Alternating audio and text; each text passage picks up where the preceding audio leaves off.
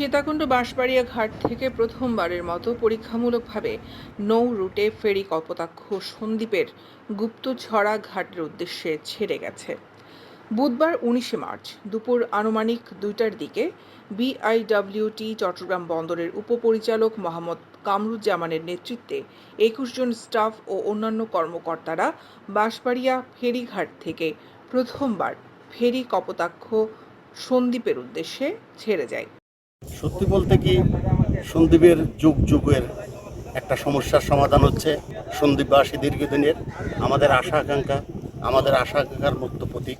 আমাদের বিশেষ করে আমরা দেবতাই বলব যে মিস্টার ফাউজুল কবির সাহেব, আমাদের ইন্টারিম সরকারের মাননীয় উপদেষ্টা, উনি যেই কাজ হাত দিয়েছে এত র্যাপিডলি সেনাবাহিনীর মাধ্যমে হচ্ছে বিদায় হয়তো আমরা এত অল্প সময়ের ভিতরে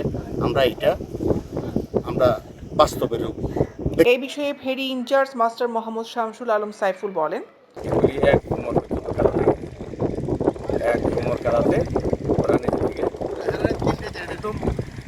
এই সময় এই বিশ্বের এই যুগে তো এই যাতায়াত ব্যবস্থা এটা আসলে একটা মানবতার আমার যুগে। বিআইডব্লিউটি চট্টগ্রাম বন্দরের উপপরিচালক মোহাম্মদ কামরুজ্জামান বলেন, আপাতত একটা ফেরি এসে জোয়ারভাটা হিসেব করে যাবে আর আসবে। আর এই ফেরিতে মোটামুটি আপনার 6টা থেকে 8টা ট্রাক এবং 10টা আরও 4-5টা ছোট কার থাকতে পারে, অর্থাৎ সর্বমোট 10 থেকে 12টা চলাচল করতে পারে।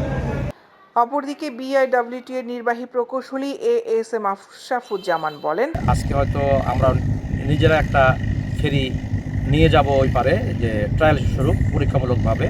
তারপরে আগামী 22 তারিখের দিকে হয়তো আর একটা ট্রায়াল হবে, যেখানে হয়তো আমাদের ঊর্ধ্বতন কর্মকর্তারা থাকবেন। অবশেষে আমরা জানতে পেরেছি যে সম্ভাব্য আগামী 24 তারিখ হয়তো 6-7 জন উপদেষ্টা আসবেন।